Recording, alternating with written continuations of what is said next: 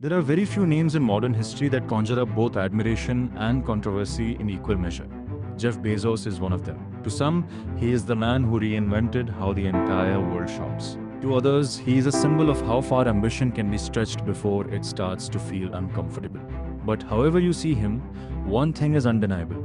Jeff Bezos changed the world more quietly and more completely than almost anyone else of his generation. This is the story of how a quiet, curious boy from Albuquerque, New Mexico, became the man who launched himself into space, redefined an entire industry, and built an empire so vast that it touches nearly every human being on this planet, often without them even realizing it. Let's start at the beginning. Jeffrey Preston Bezos was born on 12th January 1964 in Albuquerque. His mother, Jacqueline, was just 17 years old when she had him. His biological father left the picture early, and when Jeff was 4, his mother remarried a man named Miguel Mike Bezos, a Cuban immigrant who had fled to the United States alone as a teenager during Fidel Castro's revolution. Mike Bezos worked his way through college, eventually becoming an engineer at Exxon, and he formally adopted young Jeff, giving him the surname that would one day become one of the most recognized names on earth. What's fascinating is that Jeff didn't grow up dreaming about business empires or billion-dollar valuations. He grew up dreaming about space.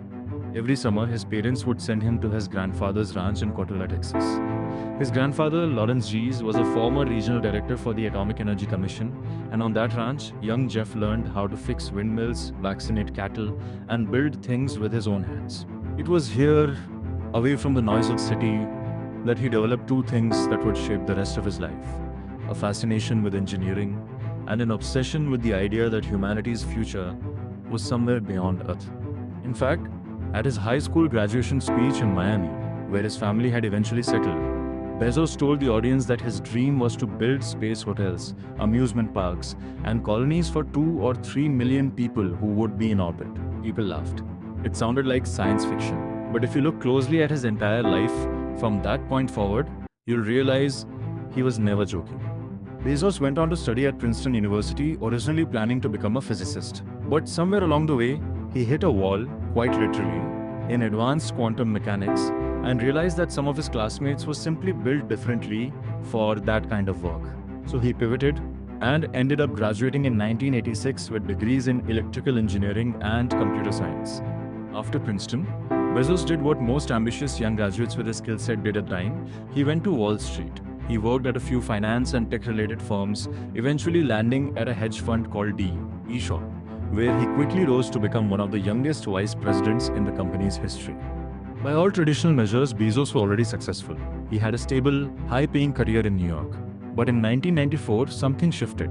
He came across a statistic that the internet was growing at a rate of over 2,000% per year. Most people would glance at a number like that and move on with their day. Bezos could not let it go. He started thinking about what kind of business could actually take advantage of that explosive growth. He made a list of 20 potential products that could be sold online, and books kept rising to the top.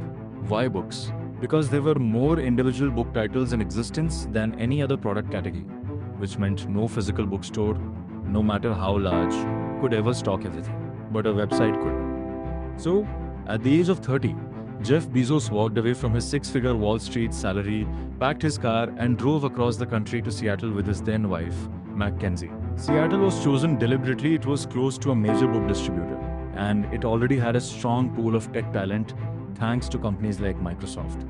And here's the part of the story that has become almost legendary. Bezos started the company in the garage of a rented house. He built the first desks out of wooden doors bought from a hardware store, simply because they were cheaper than actual desks and could hold more weight. Those door desks would later become a core part of Amazon's culture, a symbol the company still references today as a reminder of frugality and resourcefulness. He originally wanted to call the company Cadra, as in abracadabra, but dropped that idea after a lawyer misheard it as cadaver over the phone. Eventually, he settled on Amazon, inspired by the world's largest river, reflecting his ambition for the company to become the largest of its kind. There was also a practical reason. In the alphabetical listings used by early search engines, starting with the letter A meant Amazon would often appear near the top. Amazon.com launched in July 1995. Within just 30 days, with almost no real marketing budget, The company had sold books to customers in all 50 US states and in 45 other countries. It was already clear that Bezos had tapped into something enormous. But here's what most people don't realize: Amazon was not even close to profitable for years. In fact, in its early letters to shareholders, Bezos was almost brutally honest, repeatedly telling investors that the company might lose money for a long time because it was focused on growth, not short-term profit. This was a radical idea at the time. Wall Street was used to companies chasing quarterly earnings. Bezos was playing a completely different, much longer game. In 1997, Amazon went public. The dot-com boom was in full swing, and Amazon's stock soared along with hundreds of other internet companies. But then came the crash. Between 2000 and 2001, the dot-com bubble burst spectacularly. Countless internet companies, many far more profitable on paper than Amazon, disappeared overnight. Amazon's own stock price collapsed by more than 90%. Analysts openly speculated that the company would go bankrupt. Some media outlets practically wrote its obituary. Bezos didn't panic. While competitors folded, he kept reinvesting in infrastructure, customer experience, and long-term capability. He expanded Amazon beyond books into electronics, toys, and eventually almost every category imaginable. This period is often cited as the turning point that separated Amazon from nearly every other dot-com company, sheer stubborn patience, backed by a long-term vision that most investors couldn't see yet. Then came two of the most important decisions in Amazon's history. Since then, Blue Origin has pushed toward bigger ambitions, most notably its massive New Glenn rocket, designed to compete directly with SpaceX for heavier payloads, satellite launches, and eventually lunar missions tied to NASA's Artemis program. The journey hasn't been smooth. As recently as the spring of 2026, a New Glenn rocket suffered a dramatic explosion during a test in Cape Canaveral, Florida, lighting up the night sky in a massive fireball. True to form, Bezos didn't back down. He publicly acknowledged the setback while insisting the long-term goal remained worth the risk, echoing a sentiment shared even by his rival Elon Musk, who has faced his own share of rocket explosions while building SpaceX. The two men, often painted by the media as fierce competitors in a billionaire space race, are in many ways chasing different visions of the same dream: getting humanity permanently beyond Earth. Through all of this, Bezos' wealth has made him one of the richest people to ever exist, with his net worth fluctuating into the hundreds of billions of dollars, depending on Amazon's stock performance. But wealth on that scale brings scrutiny. Critics have pointed to Amazon's labor practices, warehouse working conditions, and the company's massive market dominance as serious concerns.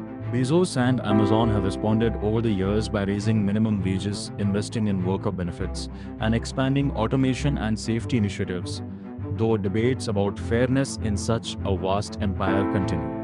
What's often overlooked, though, is the philosophy Bezos has repeated throughout his career.